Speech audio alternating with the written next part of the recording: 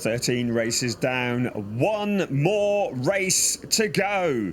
Yesterday, Raffaele Marciello became the 24th driver to become an ADAC GT Masters championship. He clinched the championship with one race remaining in what has been a fairly dominant second half of the season for Lello in the yellow Mamba. We also saw Ben Green clinching the junior championship in the ADAC GT Masters. We've already crowned Florian Spengler as the trophy champion, so it is just the team championship that is still to play for. Emil Frey Racing lead Manfilter Team Landgraf by 7 points.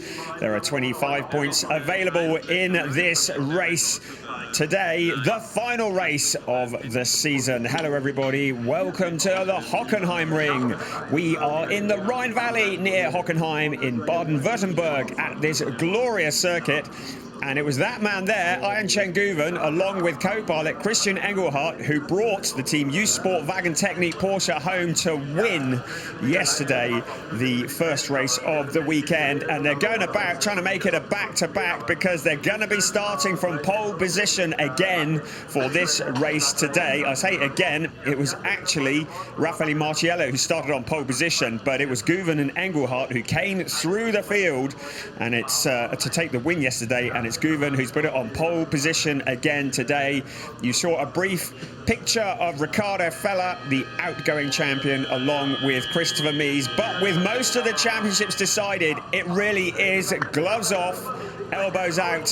Celebrating his birthday alongside me. Happy birthday, Adam Weller. You could not celebrate a birthday in a better way than coming to a legendary circuit and seeing gloves off racing. Completely correct. Yes, I'm very happy to be here at Hockenheim today, and all of, a majority of the championships already decided. Therefore, no chances of a particularly conflict-heavy birthday. A rare thing in my past. Jack Aitken, 5th place on the grid for this one. Of course, the Emil Frey Racing team, the protagonists up against the Manfilter Team Landgraf team in the team's championship, and that is their highest place car. They're in 5th place. Danny Juncadella down outside the top 10. It's certainly going to be a very interesting race home within the team's championship. Yes, 12th position is the best that Daniel Juncadella could do in qualifying this morning. So yesterday's pole sitting car all the way back there. Of course, the pressure is off, but we saw Daniel Juncadella getting together with Jules Gounon out on track. Now, Marciello, Gounon and Juncadella have been very good friends and teammates all season long. I think it's fair to say there may be a little bit of tension between them at this stage of the weekend. Yes, no, I think the relationship has evolved over the past 24 hours, let's say, after the incident at turn 16 between Gounon and Juncadella yesterday. Gounon making a dive up the inside at turn 16, pushing Juncadella onto the ever slippery drag strip start line that's at turn 16 and 17. And in the words of, and the heavily truncated words of Raffaele Marciello, I don't understand why he made that move. It could have ruined his chances potentially of getting second in the championship, and it could have ruined my championship too.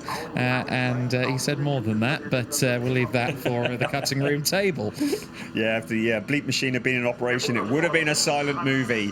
So it is the final race of the season, as we've already mentioned, and it is the opportunity to really race for glory. We welcome to the grid for this event a legendary name from the world of GT Masters, a team that were there right back at the beginning in 2007, going back to their roots. Safe Up Motorsport are on the grid this event, this weekend, as we look at Dietrich Matezic, and great to see a picture of Dietrich on the screen. Of course, we were all very saddened today to hear the news of his passing. The legend in Red Bull, the creator of Red Bull, the man who made fizzy drinks and took it to a different level.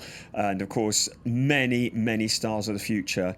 And we just think of Dietrich Matezic at the moment, and we say thank you for just everything that he's brought into motorsport.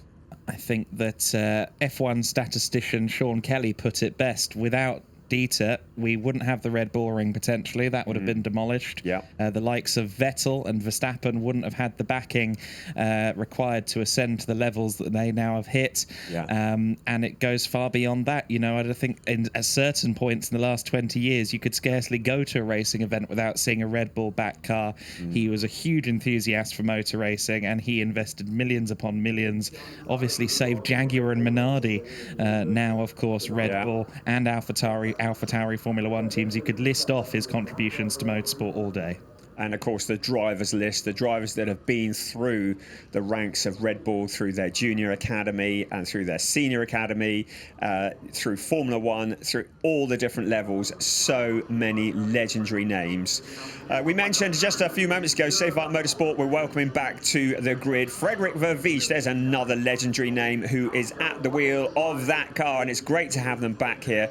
We're hoping that if all goes well, they're going to be doing a full campaign next year, Safe Art Motorsport. And of course, Frederik Vervies, an absolute legend. It's Robin Rogowski who is sharing driving duties in the number 77 car. Yesterday, didn't even make the start of the race due to some issues.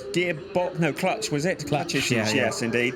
Another car that didn't take the start yesterday was one of the Monteplas by Land Motorsport Audis. That's Christopher Haase and Salman Vega in testing on Thursday. Salman Vega had a fairly lively airborne moment. I think the car was fairly undented on the sides, but not much could be said about the underside. I think the chassis got a little bit of a pounding in that one, and they had to put it on the trailer after Thursday. So a real shame to not see the first ever winner in ADAC GT Masters, the first ever champion, Christopher Haase, along with the youngest driver to have ever taken part in ADAC GT Masters, Salman Vega. Yeah, and there is the championship winning car, at least in the driver's title hunt. Daniel Juncadella, the fourth teammate to Raffaele Marciello in the 2022 season. He'll be taking the start, and I'm sure Raffaele will have instructed him to go for it and get up that order to see if they can claim one last bit of silverware before the end of the year. Just to quickly circle back around to Vervies, I noticed that he's stolen his teammate's gloves. He's got Valentino Rossi's gloves in the car at the moment. So, you are the height of observation. I am forever impressed at the forensic abilities of Adam Weller.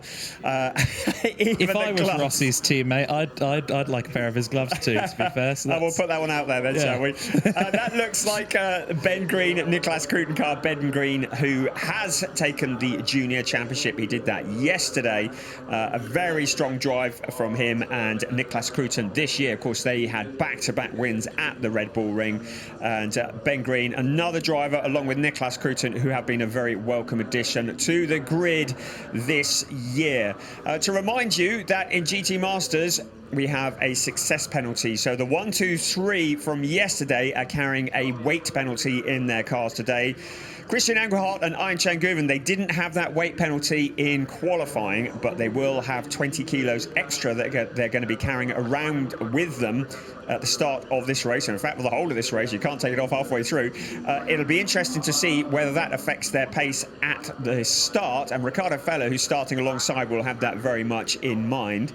Arthur Rougier and Franck Pereira, who finished second yesterday, have 10 kilograms. Let's have a look at the grid. It is Ian Changuven, Ricardo Feller on the front row, Jules Gounon and Marco Mappelli on row 2, and on row 3, Jack Aitken and Christopher Mies. Aitken very much in the team championship fight. Row 4, 2019 champion Patrick Niederhauser with Frederik Vervies alongside. Welcome back, Frederik. Yes, Sir Crone, not a great day yesterday, alongside the legend Marcus Winkelhock on row 5, and on row 6, Dennis Marshall and Daniel Juncadella alongside the new champion in that car. Ben Green and Franck Pereira occupy row 7. And row 8 of the grid, Matthias Drudy and Mick Wieshofer, another of the Emil Frey Racing Lamborghinis. Jan Marszałkowski, the winner from Sachsenring, with Norbert Seidler alongside. And then Sven Muller and Elias Sappinen bringing up the rear of the grid. Elias Sappinen and Frank Bird in the other of the yellow Mambas. Just before we went to the grid, I was telling you about the weight penalties. Arthur Rougier, Franck Pereira came second yesterday, so they get to carry 10 kilograms for this this race. And Max Paul and Marco Mappelli, well, they're getting into the habit of third places yet again. They're going to be carrying 5 kilograms. I'm sure they're quite happy about that because they got another podium yesterday, and that was the winner, the newest winner in ADAC GT Masters, Jan Marszałkowski. What a fantastic race that was at Hockenheimring last month, along with his teammate Marvin Dietz. The two of them have been a potent combination. Great to have Norbert Siedler on the grid with Simon Riker for East Talent Racing. They have become part of the staple diet of ADAC GT Masters. Yes. So many regulars up and down the paddock, of course, and it's becoming an ever more regular sight to see this car up at the sharp end as Bernd Schneider gives the drivers "Start your engines" command. A record-breaking competitor, ex-F1 driver, and of course an AMG stalwart throughout GT and touring car racing over the years. Heavily involved with Team Landgraf. I saw him yesterday. He just cut me a wry smile and said 2 championships in 2 weeks. They won the AM class in GT Open last week in Barcelona as well. That car's on display here in the paddock, so Landgraf with a lot to celebrate. Let's see if they can get that team's title. Absolutely. The ground is shaking here at the Hockenheimring because all of the cars have burst into life. Christopher Mees, I don't know if that was a wink to the camera or a nervous twitch. Ben Green looking to the side. The concentration, the focus is starting to build. Jules Gounon, he has some interesting pre-race routines. We haven't seen them in this session, but always worth checking the old videos, and that looks like Jack Aitken also poised and ready for action. The formation lap starts here for the final race of the season. We are at the Hockenheimring. We're using the Grand Prix circuit.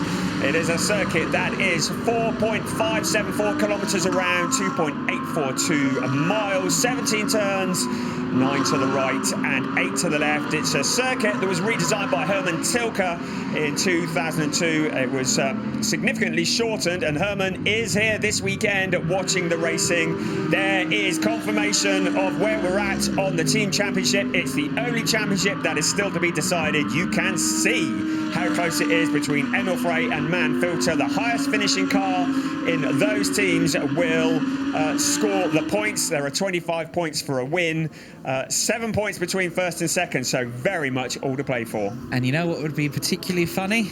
If everything was to finish as it is right now on the grid, the 2 teams would be tied. Oh, don't do that. So do that. Let's hope the order jumbles up a little bit just for the sake of the decision makers and those who have to do countbacks and all of that stuff. And those of us who have to talk about it as well. Indeed. If it did go to a tie, incidentally, I believe Emil Frey Racing would claim the championship on more victories across the year. So as of now, they are in a position to do enough but of course, they do have to be ever aware of the fact that Danny Juncadeo and Raffaele Marciello are almost guaranteed to work their way up the order. Such is their talent and, in some cases, their aggression. So Jack Aitken and Albert Costa Balboa probably have the not too small task of climbing themselves up into the podium positions. They have 60 minutes plus 1 lap of racing between now and then. A lot of work to do. Air temperature 17.7 degrees centigrade, track 22.1. Conditions are perfect for a bit of racing. We're not anticipating any rain this weekend, so we're looking all set fair for this, the final race of the season. The cars now starting to grid up as they head up towards turns 15 and 16 in just a few moments. For the very last time this season, the cars now bunching up.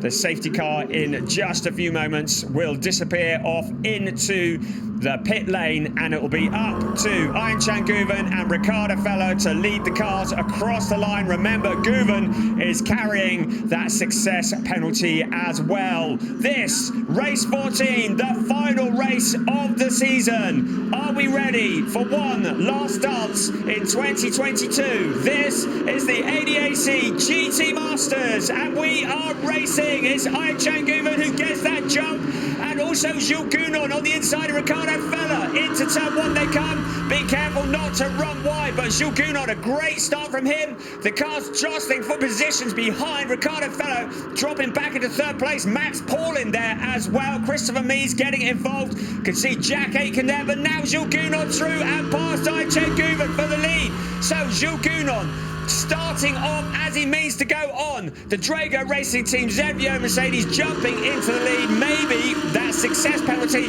paying a price. There are 2 Schubert Motorsport BMWs going side by side with Marcus Winkelhock. A little bit of contact, a puff of blue smoke. Now into the hairpin, the scene of so many controversies, and there is one there. It's Patrick Niederhauser who's turned around. Ben Green is involved as well. All sorts of problems. It is a corner that caused controversy. Lap 1, that's exactly what we've got. Ben Green into the side of Patrick Niederhauser with the assist from none other than Jesse Krohn. The 2 Schubert BMWs made contact with each other, sending Ben Green into Niederhauser, who withdraws out of the race. Oh, what a sad way to end the season. Of course, that is under investigation by our race stewards. It's Jules Gounon who got the jump at the start. Ricardo Fella now past Aychen Guven. I think that success penalty is starting to bite a little in the Team U Sport Wagon Technique Porsche. Marcus Winkelhock, Hussein, has dropped down the order as well. Yes, just saw him slowing coming out of T12. Meanwhile, Jesse Krohn now under pressure from Dennis Marshall. He indirectly, or perhaps directly, I don't know what the decision's going to be there, caused the spin for Niederhauser in the other Retronic car. He's now got Dennis Marshall in the sister machine all over the back of him. Has Winkelhock come into the pits? I suspect he has, because he was slow. A big shame for Car Collection Motorsports in the last race, and it's a puncture for Winkelhock on the left rear.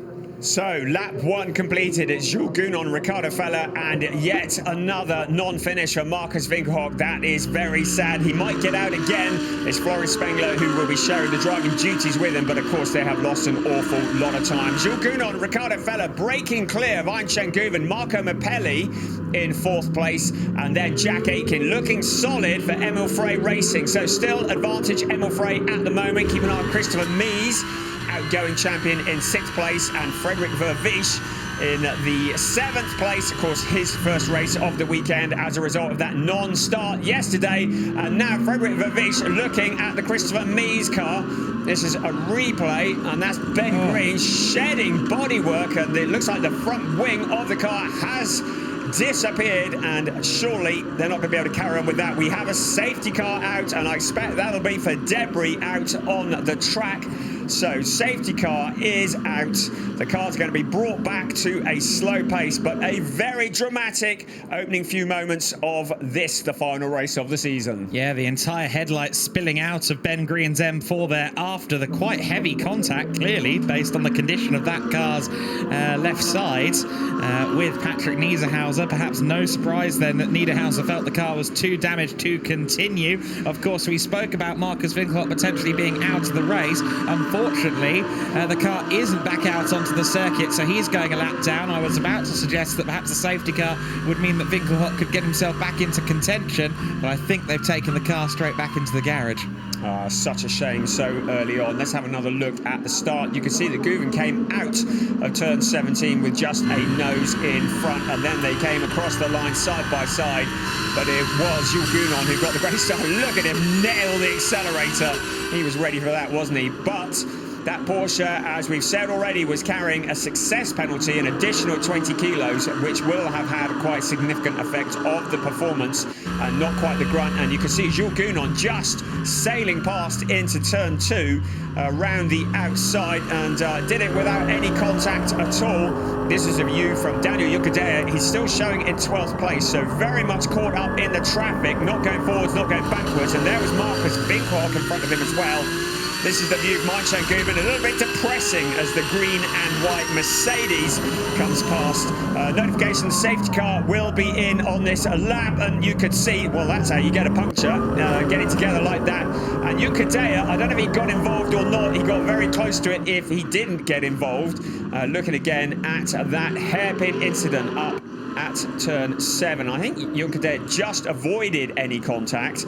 Looking down at that, you could see 3 cars into one. It all unfolded in front of him, and great avoiding action in the yellow Mamba. Safety car will be in on this lap, as already mentioned. Just looking at replays of that incident that has seen Patrick Niederhauser, Ben Green and Marcus Winkelhock. Well, certainly Winkelhock and Niederhauser out of the race, potentially Ben Green as well, although he is still running, minus a section of the car. Yes, indeed. And as the replays continue to showcase the incident and its many different angles, I can tell you that they're coming out onto the main straight now to begin again. It was a brilliant move to take the lead for Jules Gounon around the outside at turn 2, set him up mightily for a run through 3 and 4 and out into the Parabolica in the lead. He now has control of the race from the front. And once Jules Gounon gets to the head of the order, you're always a brave man to bet against him. You really are. We're only 5 minutes into the race and we've already got a restart that's taking place. Now a challenge, Jack Aitken on Marco Mappelli, who is sharing that car with Max Paul in 4th place. So Jack Aitken and the number 63 is Lamborghini versus Lamborghini. The Lamborghinis have been very fast all weekend. This is the view from Christopher Mies in 6th place. Now look at this, the battle for 4th place into the hairpin. And Mappelli going very defensive. Aitken tries to cut back to the inside, but there's a car in the way, so he has to remain as he is. Christopher Mies, Frederick Vervisch are looking very quick as well. There's Christopher Mies. Now he has found that gap on the inside of Jack Aitken. So outgoing champion Christopher Mies and the number 1 car sails past Jack Aitken. Frederick Vervisch trying to sail through on his shirt tails as well. But Christopher Mies takes advantage of that situation. He's up into 5th place. There's a bit of going wide behind. You can see the incident between Winkelhock and Green and the number 20 car of Jesse Krohn are under investigation by our race stewards. Yeah, unsurprising that, and we saw quite a few angles already. They'll have even more up there in the stewarding area, so we'll wait to see what the decision is, as Jesse Krohn going side by side there with one of the Audis. That was Dennis Marshall, who's trying to hold it around the outside. Can't quite do that. That BMW takes up a lot of real estate, and sometimes you really have to work to find your way past it. Track limits have always been an issue here at the Hockenheimring. They were an issue yesterday, they were an issue in qualifying this morning, particularly in turn 1, turn 11, 2 areas where the stewards have been penalising drivers for running wide. The safety car has allowed them to settle down into single file, and it looks like Jan Marszałkowski's in trouble as well. Into the pit lane he comes, the number 8 car, so our newest winner in ADAC GT Masters in the Drago Racing Team ZVO Mercedes is into the pit lane. That is an unscheduled stop, so clearly problems there. I'm wondering if it's a puncture or something. We'll let you know about that. Meanwhile, another challenge for position. This is the Mattia Drudi car going side by side for position. So Mattia Drudi, Mick Wieshofer in the Emil-Frey Racing Lamborghini in that battle, as well as Wieshofer in front. So he has found a route past Mattia Drudi. Behind them is Daniel Junkadea, still not able to make any progress, still in 12th place. Yes, I think, to be honest, with how close Junkadea came to being involved in that turn 1 hairpin incident, turn 6 lap 1 hairpin incident, I think being in a net neutral position, having returned to where he started, is a good thing. He now has to set about making his way up through the order, and someone not allowing anyone to get through the order is Jesse Krohn, who continues to defend for his life up against Dennis Marshall at the moment. Of course, Marshall and Kim-Louis Schramm almost took the win at Sachsenring. They'll be eager to make up places. Claims the inside line at the final corner, turn 17. It's side by side into turn 1. Always tricky to sort it out once they're side by side at the first corner. He leans on the BMW and makes it by. It's a brave man that goes side by side into turn 1 here, and he's made it stick. But look behind them, Mick Wieshofer looking very challenging indeed. Also Mattia Drudi, now Daniel Junkadea also rushing to join that battle. So these cars all in a queue. Jesse Krohn at the front of that queue at the moment. The 27 car, Dennis Marshall, has got past, but now a challenge comes from Mick Wieshofer onto Dennis Marshall. Here he comes, looking towards the hairpin. This is on board, but Daniel Junkadea on the outside of Mattia Drudi. It is a traffic jam, 3 abreast round the corner, and there is all sorts of cars getting involved. Also Norbert Siedler there as well. And you can see in the background, Sven Muller has rushed to the back of that queue. It is quite a scrap for the places further back. Daniel Juncadella not having it easy at all. Good to see Norbert Siedler in amongst all of that, the East Talent Audi. We haven't seen that much of that car in scraps this year. They've often had quite lonely races, but right up there with Juncadella, took the low line, took the inside line at the hairpin turn 6, almost made up 2 or 3 places in one fell swoop. They're going 3 wide into a hairpin corner, usually destined to fail, but somehow all cars still moving. Look how wide they're going on some of these corners as well. These drivers are all pushing so hard. We are just 5 laps in the book, soon to be for many of these cars. Make it 6 for Jules Gounon, who's leading the way, and that is just over half a second ahead of Riccardo Fello, so he's not leaving him behind. It's Mercedes, from Audi, from Porsche, from Lamborghini, 4 different manufacturers in the top 4. Whilst we have a moment, take a look at your graphic. 42,000 euros gets sent to Race Wales for laps in Africa. For every lap that is completed by every car, 4 euros is donated to the Be Water mission by the ADAC and also BWT. And it is a project to build wells in mainly rural areas of the Gambia and Tanzania, providing access to clean drinking waters, and a wonderful total as we look at Daniel Juncadella now looking to the inside. It's Elias Sepinen, the yellow members, well observed by my colleague there. It is Elias Sepinen in the identical car. There you go, you're both of them in the same shot. To Elias Sepinen trying to move his way forwards. He started on the back row of the grid. He's up to 16th place. Awful lot of traffic in front of him. This is the lead battle. Jules Gounon with Riccardo Fello behind. Ian Chen-Guven, who would be very happy to dump that 20-kilo success ballast in a hedge somewhere. Sadly, he's going to have to keep it for the whole race. So Ian Chen-Guven falling back in 3rd place. Marco Mappelli really started to close on Ian Chen-Guven as well. But the 1-2, Jules Gounon, Riccardo Fello, both former champions in ADAC GT Masters, and both contenders for the top step of the podium.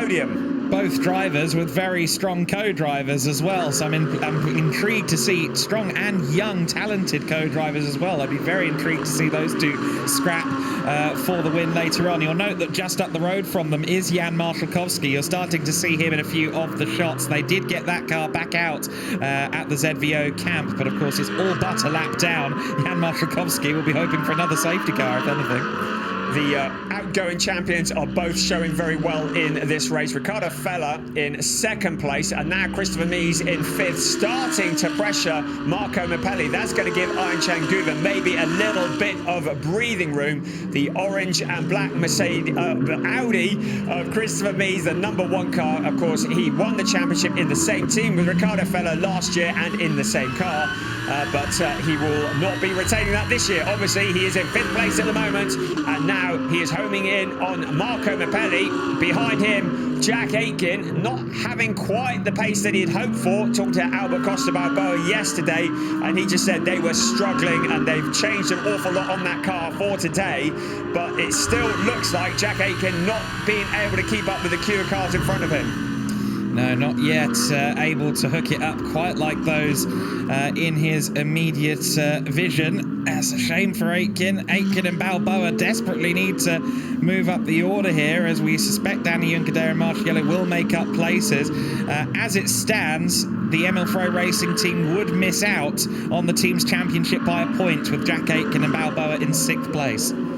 There's Ian Chen-Guven very much at the front of the queue. Now Ben Green has a penalty lap for forcing a collision. We saw that at the hairpin in lap 1. So Ben Green's season coming to the kind of end he really didn't want. He will have to visit the penalty box. It is a penalty box on the exit of the very corner where the controversy happened. Also his teammate. They've corrected it. So the bulletin went out and then they've corrected it. So we got it within 10 seconds of it appearing on our monitors here in the commentary box. It came up on the graphics, and just as our graphics team put it up, they corrected it. So it's car 20 of Jesse Krohn that gets the penalty lap. I'm sure Ben Green just got a message saying apparently you're getting a penalty lap, and he said, what?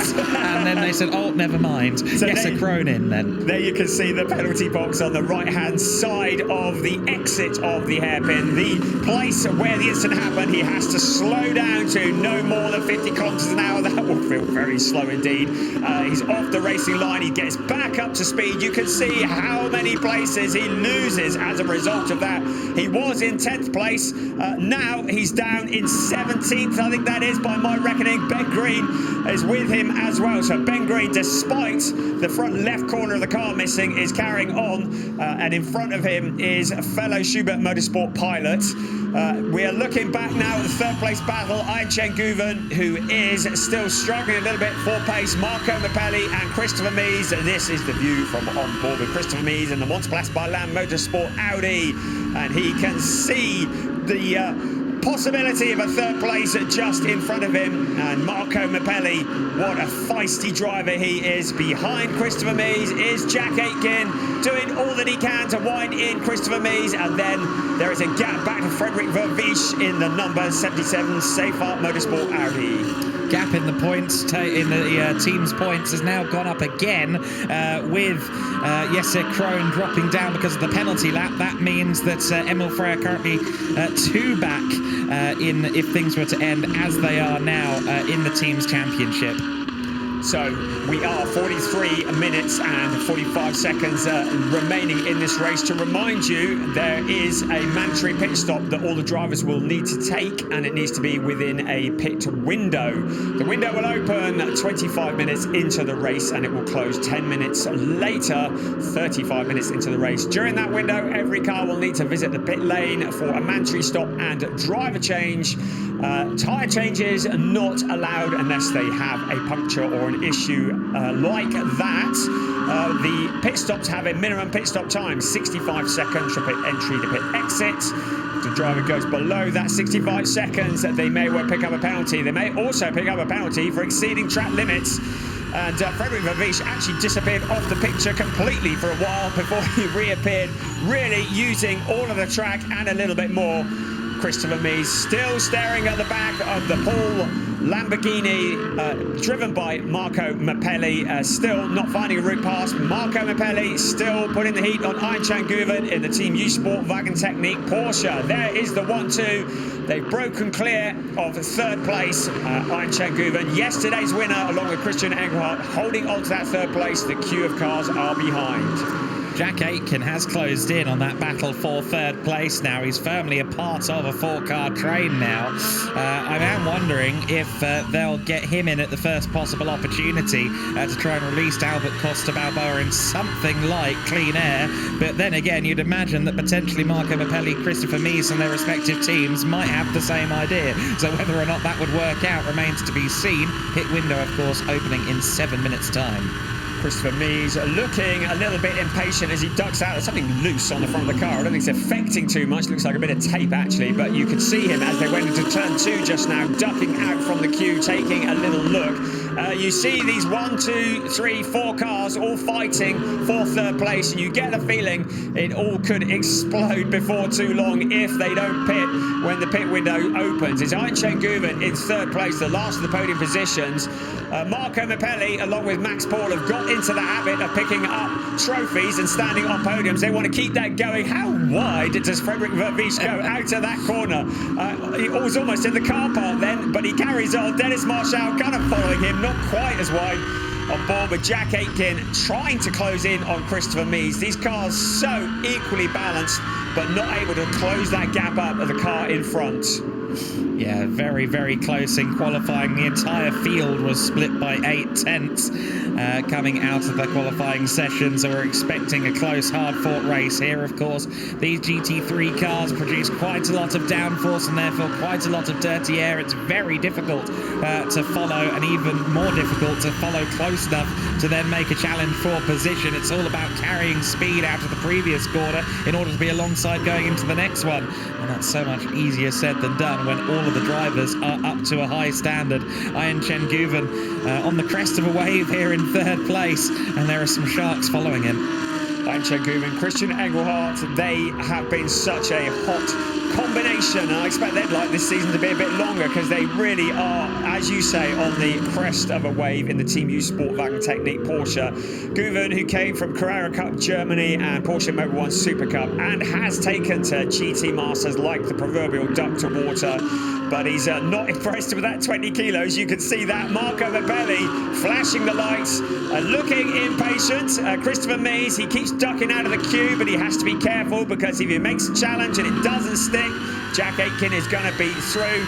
And just because this is the first time we've seen Frederick Vervisch in a while, don't think that he hasn't got his eyes on that third place as well. He is there poised and ready for action, as is Dennis Marshall. Mick Wies over there as well. Matthias Drudy in the Verstappen.com car is a little way back from that battle, so a little bit of breathing space in front. He's just dropped 2 places, as a matter of fact. Both Danny Junkadea and Norbert Siedler have just gotten past Matthias Drudy. We didn't see exactly how, I don't believe, but he's lost 2 places. He doesn't look to be going at full race pace. In fact, no. I look out the window now and indeed on the screen, and it does look like he's up to race pace, but something seemingly went amiss briefly for Matthias Drudy. He drops 2 places. That 4-car queue for third place I mentioned earlier, it seems to be rapidly expanding. We've already got 7 in a row. Let's see if Danny Junkadea can join the party. You get the feeling he is, although you just saw Raffaele Marciello in the pits, and he's right, stand aside, let me have a go. Lello is on the crest of a wave this year.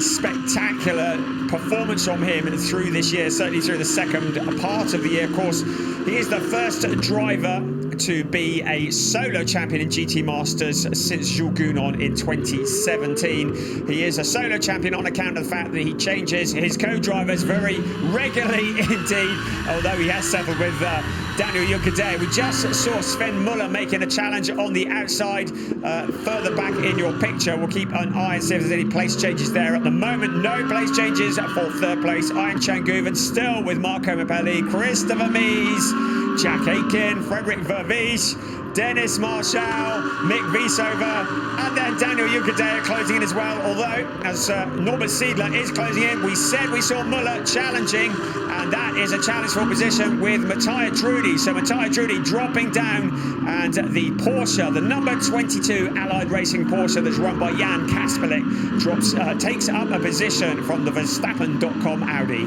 Yeah, nicely done around the outside. I just get the feeling that something's amiss with that Audi on account of losing 2 positions, not at random. I'm sure there was a cause and effect, but the car does not look to be up to pace anymore, and I suspect that car's only going to continue to fall, unfortunately, as the hounds continue to nip on the heels of Matthias Drudy. Sven Muller up to P12 in the 22 car, as you say. Of course, that'll go to Joel Sturm later on. Spoke to him yesterday, and he is hugely keen to get a good result on the board ahead of 2023. He wants to be back in GT Masters next year. He'd like to close out this season on a high.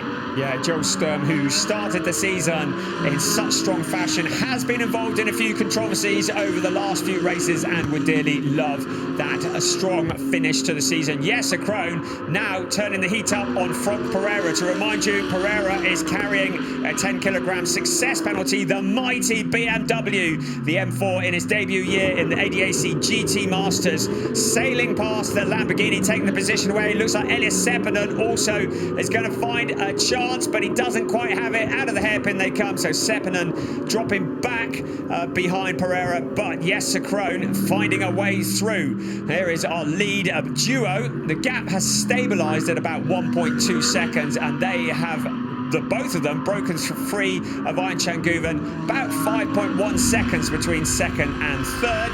On board with 6th place Jack Aitken, Jack Aitken. So Christopher Mies is behind Jack Aitken. So Aitken has found a route past Christopher Mies. So that was the view back from Jack Aitken, and Christopher Mies are now behind him. Look at this scrap and this train of cars. It's going to get very compelling when the pit window opens. The first opportunity for pit stops will be next time by, with less than a minute to go before the pit window. I imagine that quite a few people are going to blink first in that long train, which can be a bit detrimental. Incident between cars 63 and number 1 under investigation. Jack Aitken and Christopher Mies. I'm sure they're having discussions with their crews about what just happened there. there. So, and now the stewards too. Yes, indeed. So we said that Jack Aitken had got past Christopher Mees. Seemingly, we hadn't seen it happen, but it has happened. And clearly, there's been an issue. Now we can see what it was. It was under braking into the hairpin. Oh, the hairpin, the place of controversy. A little bit of a bump as Aitken went through. Doesn't look to me like there was any major issue going on. And there is always a little bit of contact there as we zoom back out to see the cars further back. So Christopher Mees now staring at the back of Jack Aitken. We'll let you know if the stewards are going to do anything about that. The pit window will open now. You have the graphic on your screen with the grey P. The P will turn dark when the drivers have entered the pit. So when it's light grey, it means they haven't pitted yet. You'll see from your graphic also that there is no further action. Good that the stewards are looking at these things. Good that they're not being ridiculously over the top. Sven Stopper, the race director, certainly bringing in the changes and some very sensible stewarding. And that's Vervish, the Frederick Vervish, who has Dennis Marshall now challenging him. It's Audi versus Audi. Marshall squeezes past and takes 7th place away. Mick Viesover is behind as well. So Frederick Vervish, having returned to GT Masters here, along the pit straight they come. And I wonder if Mick Viesover is going to have a little look into turn 1. I think he's maybe just a little bit too far back. But Dennis Marshall picks up that 6th place. Right, the first of the stoppers is Christopher Mees into the pits, handing over to Tim Zimmerman. And is that yet? It is Daniel Juncadella, certainly one of the yellow Mambas, or is it the other one? Yes, it is Daniel Juncadella handing over to Raffaele Marciello. It'd be really helpful if they weren't identical. So that is the view as Christopher Mees climbs out of the car. Tim Zimmerman is in. Christopher Mees is done for 2022, and he can go and put his feet up, as indeed has Daniel Juncadella, now handing over to Raffaele Marciello for the last time this year in the Manfilter Team Landgraf. Marciello out just for glory and get those points for Manfilter Team Landgraf. There you see Tim Zimmerman readying up. Another look here at Jack Aitken getting past with a little bit of a kiss through turn 6 at the hairpin. Aitken moving up a spot. Of course, he'll hand over to Albert Costa Balboa in due course. That's 1 position gain, and they need to do a bit more of that whole overtaking lark in order to try and get Emil Frey Racing that team's championship. Yeah, and it's all to play for because there is still well over 30 minutes of this race remaining, nearly 33. There is Raffaele Marciello, who's now back out on track. Our leader is still Zhu Gunon, and he hasn't pitted yet. Neither has Ricardo Fellow or Anchen Guven. That's the 1, 2, 3. Marco Mappelli, Jack Aitken, Dennis Marshall, who we saw get past Frederick Vervish, and Mick Viesover. Norbert Siedler, Sven Muller making out the top 10, but of course they all need to stop. Now, after Rougier, you see the red P next to his name. It means that he has gone below the 65-second minimum pit stop time. He will be investigated, and if the steward does agree that he's gone below 65 seconds from pit entry to pit exit, he may well be visiting the penalty box. So we'll keep an eye on Arthur Rougier. This will not help Emil Frey in their cause to win the team championship. Worth noting as well, for those of you unfamiliar, in the team's championship here in ADAC GT Masters, only the top car from the team scores. Therefore, it doesn't matter as of now what happens for the 14 and the 19 Emil Frey Lamborghinis, because the 63 car of Aitken and Balboa is further up the standings. Only the top finishing car will count towards the team's championship. And here is some side-by-side action. The car that was in the hands of Mick Viesover, still in the hands of Mick Viesover, of course, because it hasn't pitted yet, with Frederick Vervish. They were head-to-head, and Viesover getting past Vervish in the safe-off Audi. Great to have them back in the championship, but Vervish with his hands full. He's getting reminded of just how competitive GT Masters can be. Now you see that next to Joel Sturm's name, 0.0 it is saying as he handed over to Sven Muller. To me, well, it must be down to a decimal point, because 0.0 is perfection, I would have thought, but Joel Sturm also with the red P. The stewards will be investigating that. Look at the slide, Marco Mappelli, and is that Mappelli? Because Iron Chen Guven is now behind the Lamborghini, and no, yes, so Mappelli had got past Iron Chen Guven, so that happened earlier on, and caught me out there. Lamborghini in front, Guven coming back on the grass. pass. And what incredible. He kept that pointing in the right direction. But Marco Mapelli finding a route past Ayenchen Guven. I tell you what, you've got to have some whatnots that are pretty large to keep your toe on it while you're on the grass. A bit of grass cousin going on. It was a drag race up towards turns 7 and 8. Guven, a bit of drifting as well, but he has lost that position to Marco Mapelli. He's keen, isn't he? I envy no man more than a TV director in the midst of a GT Masters pit stop window. There's action all over the place. This is on board with Marchiello there. Just had some debris flicked up in front of him. So Raffaele Marchiello, of course, already confirmed as our 2022 champion. He with a little bit of debris being flicked up in the windscreen. Hopefully no harm, no foul there. 71 and 91 cars under investigation. Of course, that is Mapelli and Guven. I'm very interested to see what's judged there. Car number 22 confirmed for a penalty lap. That is Joel Sturm, and it was listed on the timing screen as a 104.9. So that's so painful. 64.9, 64.9 something. It was less than that even, since we had 0-0 on the graphic. Yeah. So a mere hundredths of a second potentially costing Sturm and Sven Muller there. Of course, the drivers really want to play as close to the mark as possible. They have a race logic unit on their dashboard, which allows them to control the speed in the pit lane. They want to hit the line as the clock strikes 0, and clearly Joel Sturm was just a little bit too quick. We're still waiting for news on Arthur Rougier, and a penalty lap has been awarded to car 71 for forcing another car off the track. So Marco Mapelli, after that great move alongside Ayenchen Guven, well, Guven wouldn't say it was a great move, would he? But Marco Mapelli is also going to have to visit the penalty box, and this will drop him back down the order. Yes, it will. Just to circle back around to Rougier, we said that we don't know what's happened there yet. What I can tell you is that the pit time on the timing screen has gone from 104.6 to 105.0. That would suggest to me that they've realised the time was false. Raffaele Marchiello! Raffaele Marchiello is slowing down. He has a problem with the car. It looks to me, with the way it's swaying, that he might have some rear suspension issues there. But this is huge for the team's championship, and you can see the suspensions collapse. It has. We saw that earlier. We saw him running wide, so clearly something has given away. Our new champion in ADAC GT Masters with problems. He's going to be back into the pits. It looks like his afternoon is over. Raffaele Marchiello into the pit lane. Disastrous. And this is advantage Emil Frey Racing. They came into this race 7 points ahead in the team's championship. So Ines Elias Sepinen and Frankie Bird could do something spectacular. This is going to go to Emil Frey Racing. Confirmation of what I was saying there for Arthur Rougier, with his time being corrected. They said, no, actually, that's on the stopwatch. Apologies. Raffaele Marchiello will be, in a sense, rather relieved that this didn't happen yesterday. Yeah. Otherwise, he'd still be in the championship hunt. But for Team Landgraf, this is incredibly unfortunate. I know that the team was still angling heavily towards getting that silverware. And, that is that turn 1 there. We're riding on board with him, and that does look very scary indeed. He did well to hold on to the car there, and it clearly only got worse from then onwards. And Raffaele Marchiello, an early casualty here in the season finale. And, no, Marco Mapelli is in early. Gloves are off, and it doesn't look like... I think this might just be the regular pit stop, you know. I think we're panicking excessively there.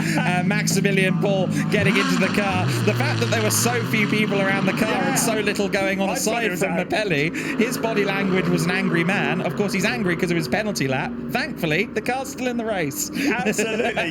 Normally, they're rushing around the car to the last minute, and it was just sat there. But Marco Mapelli, I thought they'd had a moment because of that penalty lap visit, but clearly not so. Max Paul, who has really found some form this year alongside Marco Mapelli in the Paul Motorsport Lamborghini, comes out in front of Tim Zimmerman. Zimmerman in 11th place, in 10th place at the moment. We're just waiting for it all to shake out. We've still got a minute of the pit stop window open. We've still got 8 cars that have yet to come into the pits. They will need to do it this time around. If you miss the pit window, you're in all sorts of problems. Here comes our race leader, Jules Gounon, into the pits. Also Ricardo Fellow. So 1, 2 and 3 all together into the pits. So this is going to be, well, it's going to be tempting to get out early. But of course, if they get to the line too quickly, they are going to visit the penalty box. So it's Fabian Schiller who takes the place of Jules Gounon in the Drago Racing Team ZVO Mercedes. Of course, this duo looking for their 4th win of the season. They're the only duo that have had 3 wins so far. And there's Christian Engelhardt taking over from Iron Chen Guven. What a great job Iron Chen Guven has done this year. Thank you for entertaining us. You can take the rest of the year off now if you want, Iron Chen. We look forward to seeing you next year. It's Christian Engelhardt's turn to bring that car home. Ricardo Feller in the number 29 is handing over to Yusuf Avega in the Monteblas by Land Motorsport Audi. You can see that all cars are or have pitted, and out we come. So Fabian Schiller well ahead of Yusuf Avega. Out of the pit lane they come. And also Christian Engelhardt as well. And we'll see where they all shake out. But it looks to me like the 1, 2, 3 is going to be very much as you were. Here comes Tim Zimmermann steaming into turn 1 as quickly as possible. He's going to catch up with Christian Engelhardt, but I don't think he's going to get past, or is he? Into turn 2. He has a little look to the outside. Christian Engelhardt is going to make that Porsche as wide as possible. He tries to squeeze Tim Zimmermann. Just Tim Zimmermann gets past. So Tim Zimmermann taking that place away.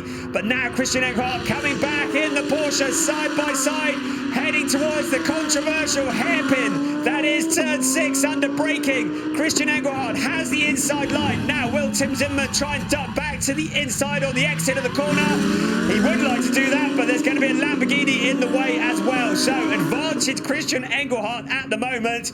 Tim Zimmermann flashing the lights up towards turn 7, flat out, heavy braking into turn 8. Looks to me as though Engelhardt has that position. He does for now, yes, but as you've alluded to several times, 20 kilos of ballast, that is going to wreak havoc with the Porsche. The Porsche is comfortably the lightest car in this series as well, owing to the BOP. It's got less power, but it's a lot lighter. The consequence of that though, of course, is that 20 kilos is a higher percentage of weight in the car. Therefore, it has a bigger effect on the Porsche's strength, which normally is its nimbleness. So it is very tricky when the Porsche ends up with that full ballast, and we're seeing evidence of it because once again, it seems as though the train is forming behind the head coach, as it were, Christian Engelhardt. It says on your graphic, Iron Chen Guven in 3rd place. As we look at a replay of that attempt to get past, it is actually Christian Engelhardt at the wheel of the number 91 car. So the transponder clearly hasn't switched over. And the Tim Zimmermann Audi getting to the outside and doing well not to let somebody through. And worth noting as well, we just see it in the back of shot here, Schramm going wide, and that allowed Albert Costa Balboa back up into 5th place. The Audi exited the pits just ahead as further dramas for the number 8 crew. Marvin Dietz slowing. We've already seen this car into the pits once in the hands of Jan Marszalkowski. Not a tyre down, but looks like it's tyre rub more than anything. Last round's winner looks like their afternoon is going to be over. You can see debris flying from the car, so something very amiss. The leader just coming along in the background, doing well to avoid that debris. Fabian Schiller in the identical Mercedes comes sailing past. He's still leading the way from Yusuf Avega. That looks like almost the exact same failure that Marciello had, just on the opposite side of the car, because once again there's no puncture, but there is a loose tyre kind of swaying as it pleases within the wheel arch of the Mercedes. How bizarre that we've had 2 seemingly identical looking failures from the cars. That really is bizarre, isn't it? We're looking at the 2nd place car of Yusuf Avega. He's now fallen back from Fabian Schiller. 4 seconds was the gap last time across the line. Let's see what it is now as they come across. 4.6 seconds. So between Fabian Schiller and Yusuf Avega. And then another gap back to Christian Engelhardt in third place. But I should think Fabian Schiller and the team will be looking at the Mercedes and hoping that all four corners stay on it. Now that car has stopped out on track. That is out near turn 7 and 8. Looks like he's got it in a reasonably safe position. So I don't think we'll need a safety car. No. But it is off the racing line. I didn't think for one moment if it stopped out on track we'd have had a safety car. That would have thrown another spanner in the works. This is the fight for third place. It's Christian Engelhardt with Tim Zimmermann. Albert Costa Balboa, who's taken over from Jack Aitken in the Emil Frey Racing Lamborghini. So those three cars fighting for third place. And then a gap back to Kim Louis Schramm and Simon Riker to the inside. Albert Costa Balboa. He makes contact with Tim Zimmermann. He backs out of it, but it looks like it's damaged. Looks like Costa Balboa has got a problem. Tim Zimmermann has as well. And Albert Costa Balboa, you can see from his hand gestures, it looks like he has terminal damage. This is not how he wanted his season to go. I don't know what he was expecting there. Engelhardt and Zimmermann both went wide into the corner. They were inevitably going to have a straight run out of the turn. He tried to land alongside both of them, but it felt like an inevitability that that door was going to close. Getting a replay of it now, you see both of the cars ahead of him going deep, and then he does have a reason to be annoyed. I think it is a 50-50 more than anything, but I think he really needed to just take evasive action on that occasion. Nonetheless, two cars with damage. Zimmermann damaged as well, but still running at seemingly race speed. Costa Balboa, though, with that contact, huge damage to the car seemingly out of the race. Championship in the team's title seemingly over. Wow, so Albert Costa Balboa, what did you expect there? That from Jack Aitken, that's his high drama tips. Every time you look at it, it looks even harder, doesn't it? It's under investigation.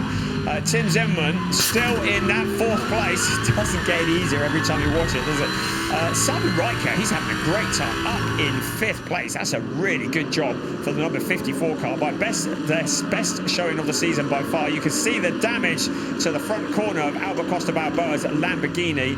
And, well, there'll be discussions probably into the night about whose fault that was. Safety car is out. And that'll be for debris out on the circuit. So with a little under 19 minutes of this race remaining, the safety car is out. The field is going to be bunched up.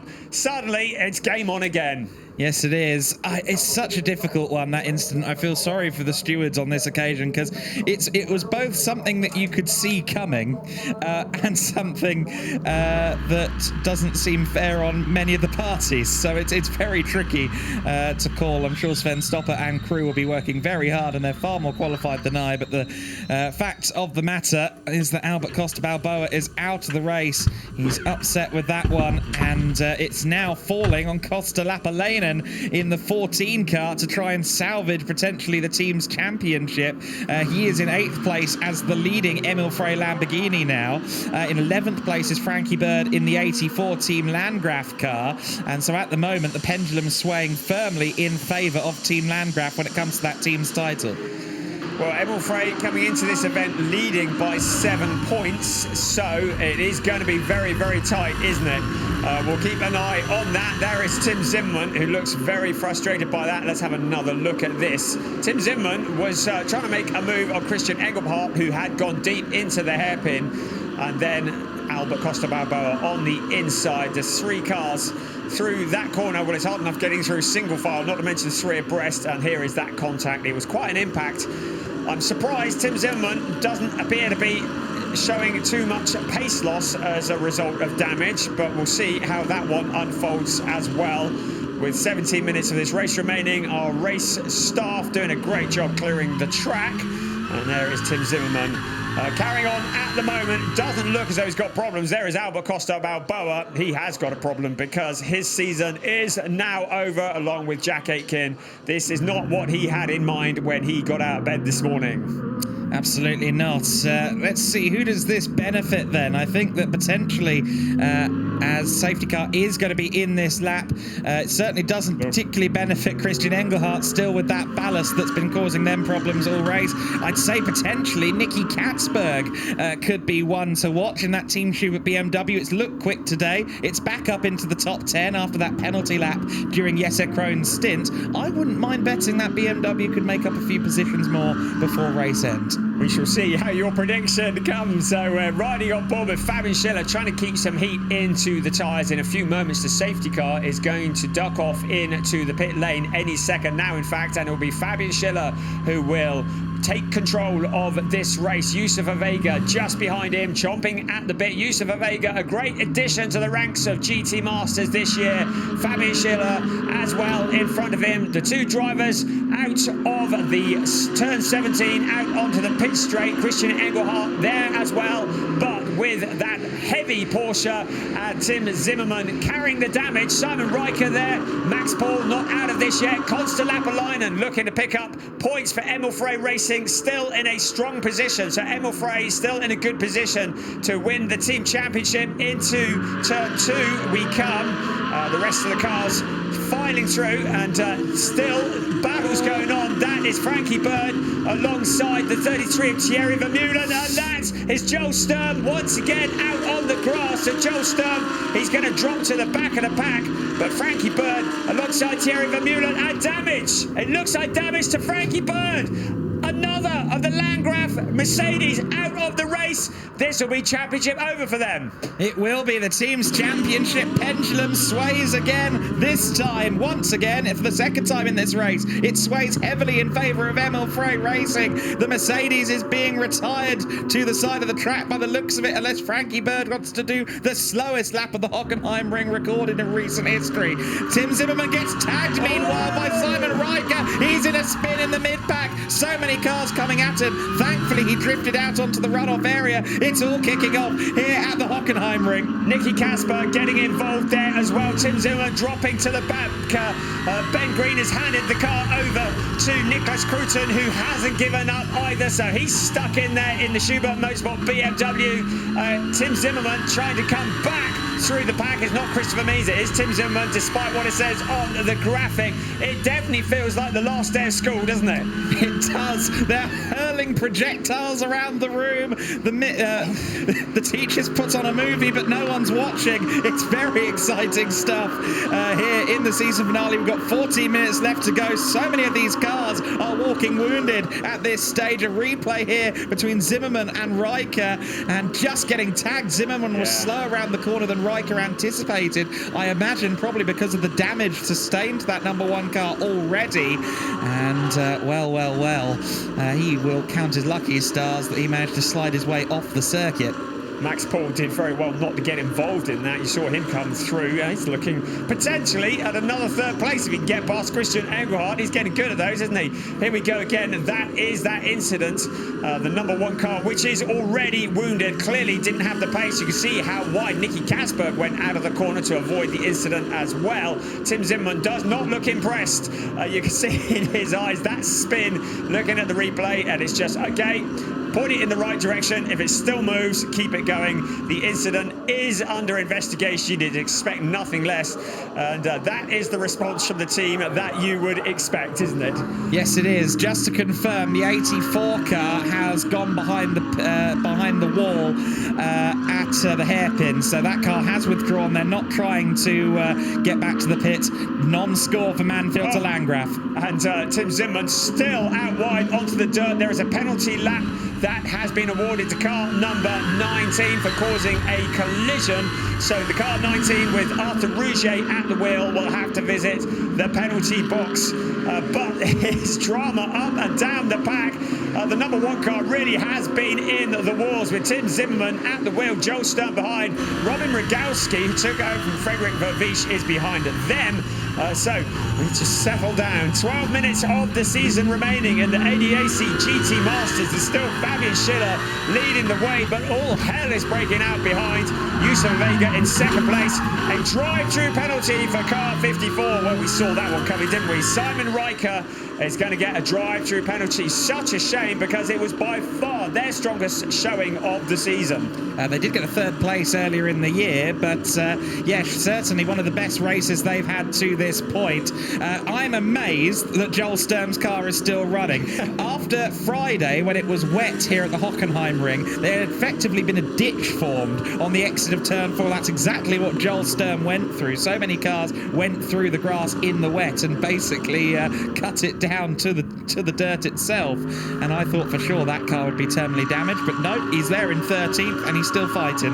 You saw the top 6 coming through your screen at the moment, reasonably paced out, but Nicky Gasberg does look to be closing in on Konsta Lapalainen. It is 0.6 of a second between them at the moment. We'll keep an eye on that. Fabian Schiller leading the way from Yusufa Vega, Christian Engelhardt, Max Paul, despite all the drama, in 4th place ahead of Konsta Lapalainen and Nicky Gasberg. Then it's Kim Louis Schramm, Arthur Rougier, who has that visit to the penalty box, and Simon Riker, who has that drive-through penalty that will need to be served.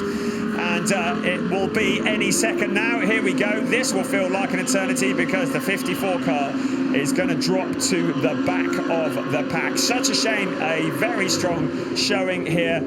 They've been in something of a bit of a down patch after their 3rd place earlier on in the season. We're looking to bounce back. They bounced, but it wasn't back. The 54 car keeping to the speed limit through the pits. That is 50 kilometers an hour. That will feel very slow indeed. And rejoins the race at the very back of the runners. And into the penalty lap goes Arthur Rougier in the 19 car. As we expected, that was for a collision with Joel Sturm. I assume that was Rougier that pushed Joel Sturm onto the grass earlier on the exit of turn 4. So he is into the penalty lap and will fall pretty much the very back of the order as a result of that one. We have less than 10 minutes plus 1 lap remaining of the season, the 2022 season for the ADAC GT Masters that saw Raffaele Marciello crowned as champion, but Raffaele Marciello not finishing this race as a result of a car failure. But it is Fabian Schiller who leads the way.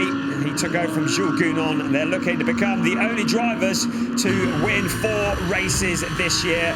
It's Yusufa Vega in 2nd place, and runner-up in the championship, Christian Engelhardt, along with Ein Guven in 3rd place. Max Paul still there in 4th. Konsta Lapalainen and Nicky Gasberg, those 6 running pretty well together on the track. And then there's a gap back to this fight here. It's Kim Louis Schramm and Thierry Vermeulen. Niklas Kruten still pushing. He took over from Ben Green in that BMW, which is clearly ailing. But keep an eye on Nicky Gasberg, because I don't think he has settled for 6th place. Much like the Sachsenring last month, we're back to our position where so many cars have been in the wars and eventually retired that everyone who finishes is going to score a championship point now. That is just how dramatic this race has been. And I tell you what, when we saw body parts shedding from the number 10 BMW, now driven by Niklas Kruten at the start of the race, I didn't expect to say that it'd be running in 9th, but that's exactly the position that Kruten is defending from another wounded car. Look at it. It's like watching banger racing. It is. 2 cars with bits hanging off them, racing each other. Both of them are wounded. I think that Joel Sturm will have a plan to get past both of them, because clearly they're not going to be up to pace. Niklas Kruten making the BMW as wide as possible. Tim Zimmerman, I have not seen him this feisty in a very long time in the Monsterclass by Land Audi. He hasn't quite got the grunt out of the hairpin to get past the BMW, but he's not done yet. He takes a look into the outside, into the corner, and it's Niklas Kruten who just shuts the door in front of him. That BMW is very wide at the best of times, and it's going to be very hard to get past the Schubert Motorsport BMW, taking a wide line out of the corner. Tim Zimmerman is behind, but Joel Sturm, he's going to try and get past both of them, surely, because he can see both cars are wounded, unless, of course, Sturm has also picked up damage as a result of that little off-road excursion. But at the moment, I have to say, Sturm is looking strong in the Allied Racing Porsche. This is a great fight. It's Kruten in 9th, Zimmerman in 10th, Sturm in 11th. Yeah, this is compelling racing between two cars that are quite badly damaged and one car that I thought for sure would be. We're going to cross the €44,000 threshold for the Race Laps of Wales and Africa campaign before the end of this race. And I know that the colleague here to my left, Brian, has been advocating a doubling for the entire season. Not by me. Not by you, no, you're not quite that benevolent or that wealthy. But if I could, I would. But certainly last year, the ADAC doubled the total, and we made it up to 60 grand. So, yeah, no pressure or anything, chaps. We continue. This will be my last year doing this then, won't it? So we're focusing on Nicholas Cruton. We're looking further back now. That is a challenge at full position. The number 33, Thierry Vermeulen, to the inside of Kim Louis Schramm. Schramm has this covered off at the moment. The fighting is up and down the pack. I can't keep on top of it. There's cars with bits hanging off them left, right and centre. 7th place, Kim Louis Schramm there behind Thierry Vermeulen. Then this very enthralling battle with the ailing Nicholas Cruton car, Tim Zimmerman and Joel Sturm still trying to find a route past. Oh, it's so disconcerting watching them spear off to the right of shot every time out of turn 11. The alternate line, the wide line at turn 11 does catch me out time to time. That's the one that Nicholas Cruton is taking, hanging it out wide. Chris Zimmerman is, Tim Zimmerman is far more sedate around turn 11. He's keeping it almost within the confines of the track. Brilliant stuff. So further back we saw Arthur Rouget, who has also served his penalty, and there is the Robin Rogowski car in the background as well. Look at Zimmerman, he is hustling that Audi. He's like, damage, what damage? I'm coming through. Stand aside, ladies. There's the 1, 2, 3, 4, 5, and Nicky Casper, well, I bigged him up and he's dropped back from that battle a little now. Consta Lapalainen and Max Paul, the battle of the Lamborghinis. Still, the Team U Sport Wagen Technique Porsche holds on to that 3rd place, but now the challenge. Max Paul, he likes 3rd places. He's had quite a few of them this season. It's a drag race out of the hairpin, but still Christian Engelhardt holds on now towards turn 7, which they'll take flat out. Then the heavy braking for turn 8, but it looks like Engelhardt has the faster line through the corner. Max Paul is trying so hard to get past the Porsche in front, but he has to be careful. Consta Lapalainen is ready to jump. Consta Lapalainen with the pressure off to a degree, because the team championship is going to go the way of Emil Frey Racing on account of the fact that Manfield and Team Landgraf have 2 non-finishes. Well, it's very compelling stuff, this. Just to say, of course, Max Paul got the podium yesterday, and they celebrated that by spending €1,500 on a statue that they saw in the hotel lobby. I dread to think what happens if they get 2 podiums in the same race, or in the same race weekend. So we'll have to wait and see exactly what they get up to. If they can get past Christian Engelhardt, Max Paul trying so hard. I'm sure that Marco Mappelli willing him on. Just to say, the pressure is on to an extent, though, for Consta Lapalainen. What he can't afford to do is try and challenge for 3rd place in this 3-car scrum and end up damaging himself, because they still have to score a minimum of 8 points, a minimum of 7 points to take the championship here. If they tie with Manfield... Oh, sorry, no, I'm getting it the wrong way around. I'm sorry. Oh, dear, this race has really taken me for a loop, if I'm being honest. We like to keep the jeopardy going to the end, so let's just pretend that is the case. Here's Fabian Schiller into the hairpin. Max Paul looking for his 3rd place in a row behind Christian Engelhardt.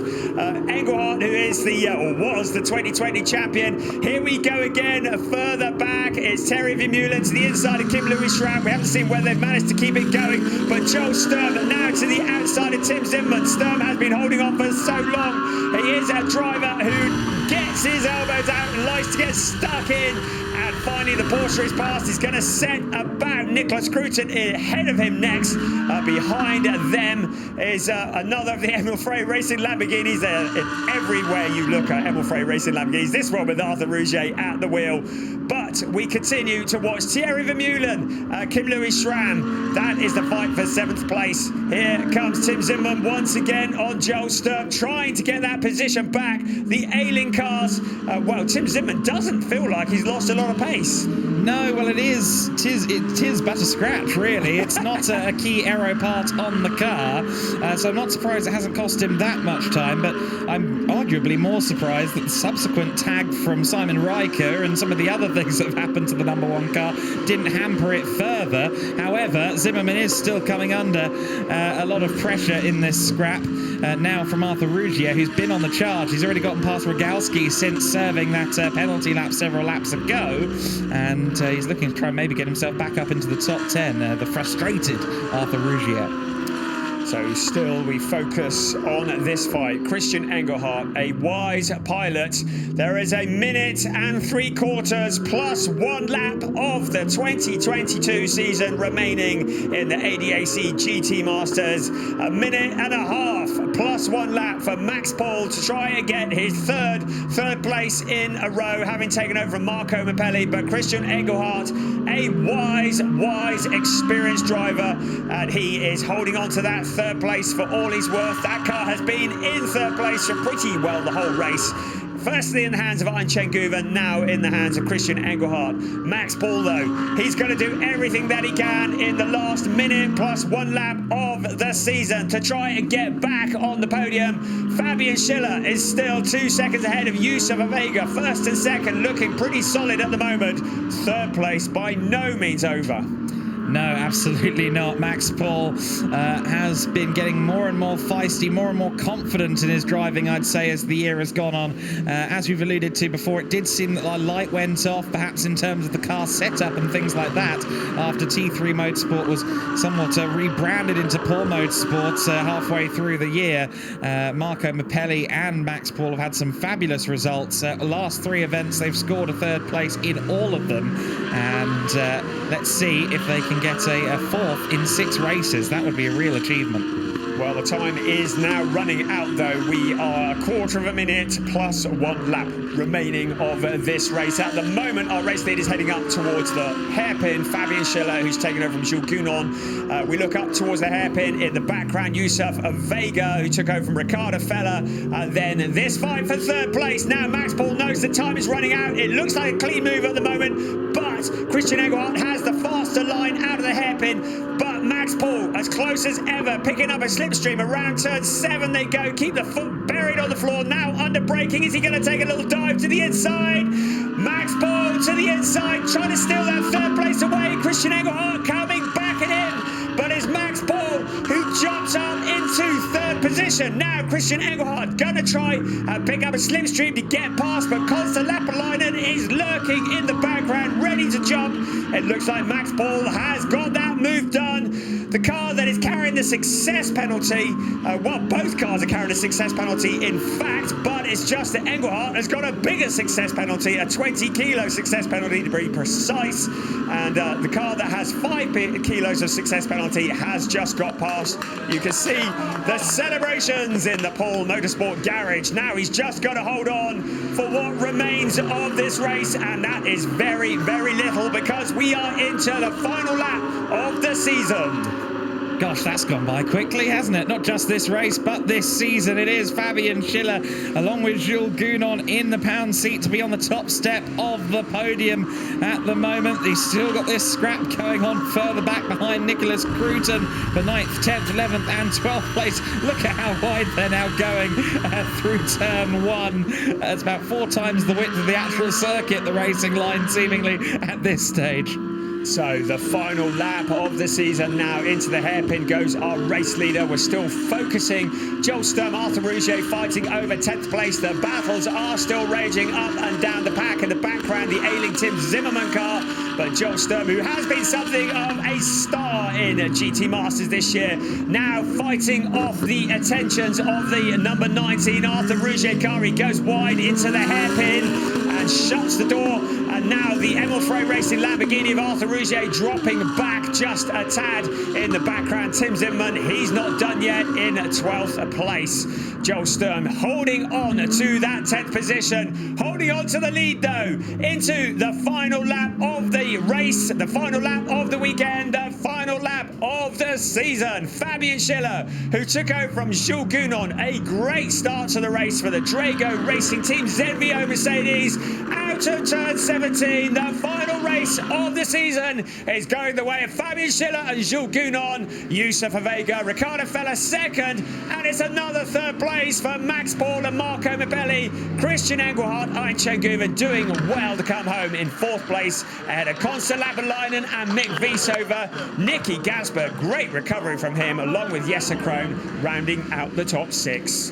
And just crossing the line now, just holding on to ninth place is Nicolas Cruton. Joel Stern was lurking ever closer. Rougier ahead of Tim Zimmerman, but couldn't quite break into the top 10. He finishes in 11th place. There is our champion in the form of Raffaele Marciello. He's got a good friendship with Marco Mapelli. They were chatting a lot yesterday in the press conference as well in their native Italian. The now Swiss flag Raffaele Marciello, though, is our 2022 champion. As we knew coming into this race, there are going to be festivities aplenty to celebrate his achievement. And I'm sure there'll be festivities aplenty down at Drago Team ZVO. Yes, the number 8 car ended up pulled over to one side, but one final race victory, one final collection of trophies for Schiller and Gounon will be welcome at the end of season 2 for Drago ZVO. And it shows how consistency rather than race wins championship, because that car that has just won the race, it is his 4th win of the year for Jules Gounon and Fabian Schiller.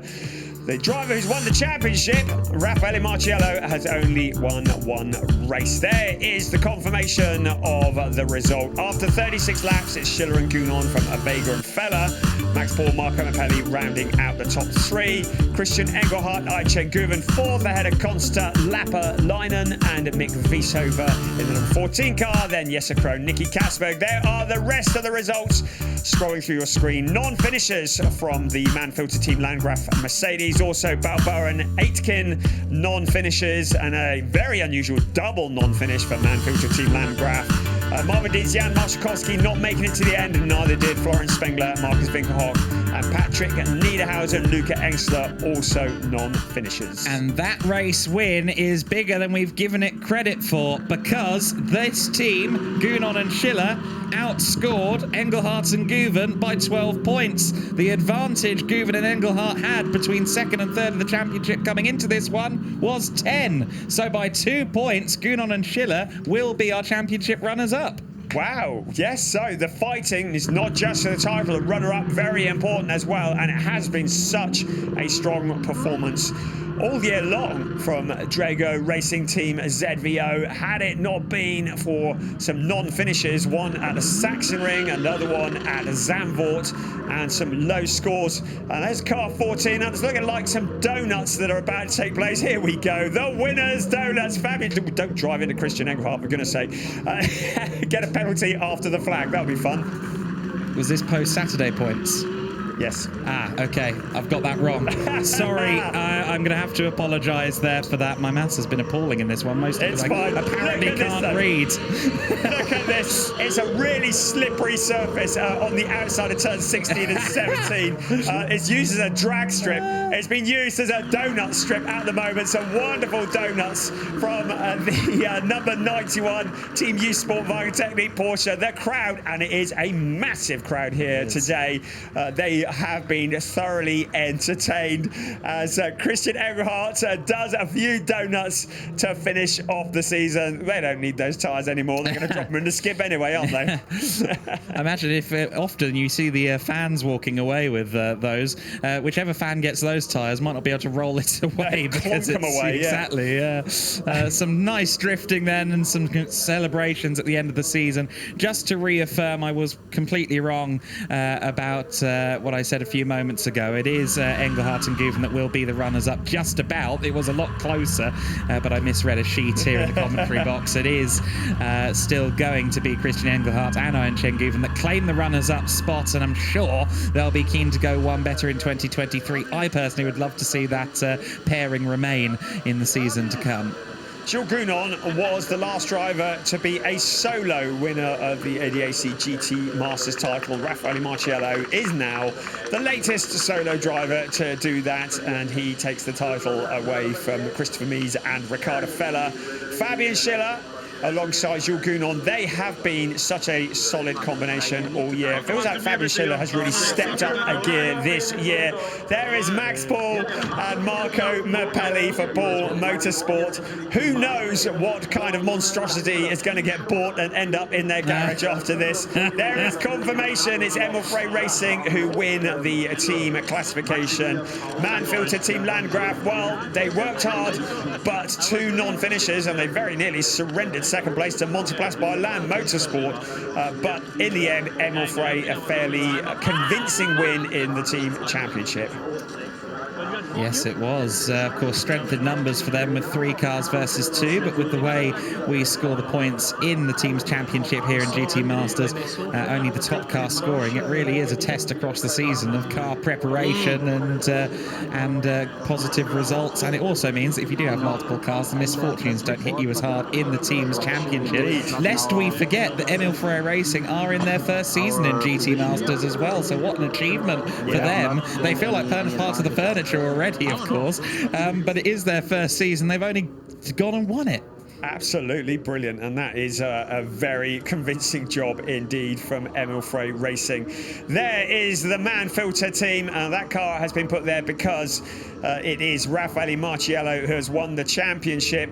There were a lot of spectators walking around the paddock this morning with yellow t-shirts on that said Raffaele Marciello champion 2022 in ADAC GT Masters. So either they were tempting fate before the weekend or they got those printed up overnight. Whichever way, there is the man who is the champion of 2022. Hasn't finished off quite the way that he'd like to do. Oh, look down there, 50 grand for race laps in Africa. It's a bit of a spoiler there. He hasn't finished the race off in the way that he would like to do with a non-finish, but he's done what he set out to do because Raffaele Marciello is the champion of the ADAC GT Masters. He is the international German GT champion of 2022. Raffaele Marciello on the crest of a wave for Manfilter Team Landgraf. So celebrations and congratulations from the rest of the team.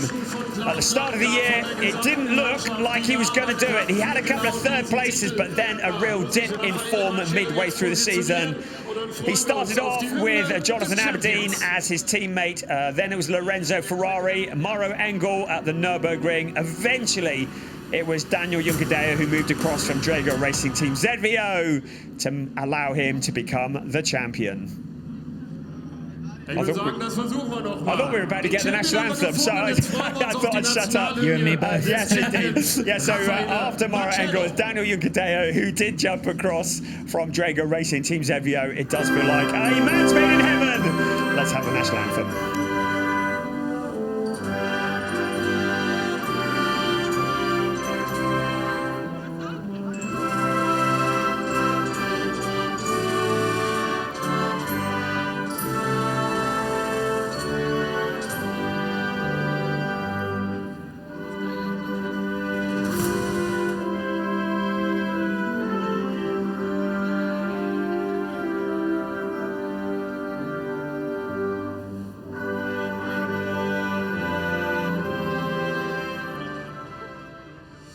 Und Sie dürfen gerne noch mal klatschen für den neuen Champion, für Raffaele Marciello. So the national anthem for Raffaele Marciello. Quite unusual to see just one driver taking the championship. Now the race laps for Africa, 50,000 euros from BWT. And that, of course, is such a worthwhile cause. Providing clean drinking water in many rural areas of Gambia and Tanzania. And BWT, the ADAC, really taking the initiative in climate and global issues. Gerd Ensner is going to be presenting the championship trophy to Raffaele Marciello. Der Champion. Our new champion for 2022 raises the trophy high.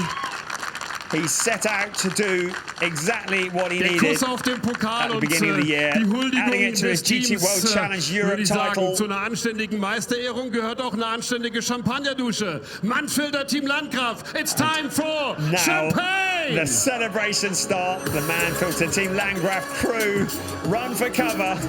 Raffaele Marciello, what a successful year it has been for the driver who is a registered Swiss for 2022. Daniel Juncadella there as well, joining in with the celebrations. A very important part of the journey that Raffaele Marciello has been on.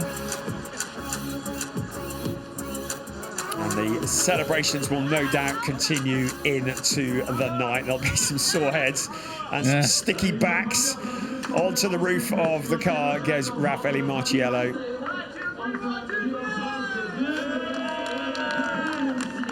Brilliant stuff. Was always a favourite from the word go. But it's never easy. The ADAC GT Masters, generally recognised as one of the toughest GT3 categories in the world. Yeah, absolutely. It's always competitive. So many drivers are, you know, specialists of GT Masters. They know these German circuits like the back of their hands. And you enter GT Masters knowing full well that you're entering an automotive lion's den. And even some of the fastest GT drivers in the world, Raffaele Marciello, arguably the fastest GT driver in the world, had to scratch and claw every inch of the way. First half of the season, I think if you asked Raffaele Marciello whether he thought he was going to be champion, he probably wouldn't have given you a direct yes, to say the least. But here we are now, with one race to spare. He claimed the championship, and the festivities well underway down there, and also on the podium. So here comes third place in the race for the third time in a row, for the fourth time this season. They need to get up to the second step next year, don't they? Max Paul and Marco Mapelli, the outgoing champion Riccardo Fella, along with Yusuf Vega in second place. Top step on the podium. Not the first time, not the last time we've seen Jules Kuhn on there, along with Fabian Schiller. A great driver combination, taking the win in the 14th and final race of this 2022 season. Representative for Drago Racing Team ZVO and its national anthem once again.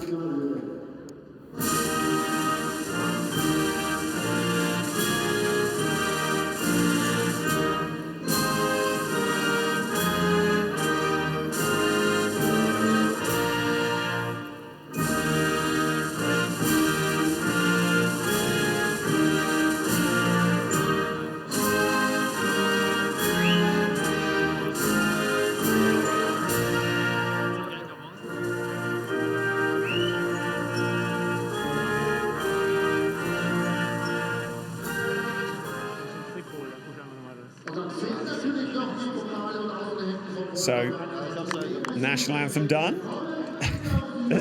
there's a articulated lorry full of champagne out the back. Wagner Sachs, Wolfgang Wagner Sachs, I beg your pardon, DMSB president, awarding the trophies to our race winners. Lovely trophies here. We were talking about why GT Masters is such a tough series as we look at Dr. Gert Ensner once again awarding trophies, this time for second place.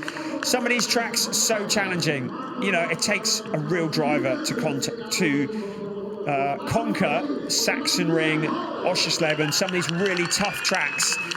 Marcus Zeichler, who presents the third place trophies, and it's also, you have such a high class of drivers, you also have some very challenging circuits. It's what makes GT Masters such a great series, as a trophy is awarded to the winning team. Yeah, Filip Zakowski on the podium representing the ZVO squad. He is, of course, the Z of ZVO, so that's apropos. Last time he was up there, he got used as a human shield when the champagne started spraying. I imagine he's got his trainers on for good reason today. He's going to do a legger as soon as the corks are opened. Of course, he came from Zach Speed Racing. Team ZVO have come up from the ashes of Zach Speed Racing, that legendary name. Great to see the Z still up on the podium, being represented and winning races. They know how to prepare a race car. They've proven that. Run for cover. The champagne is flowing.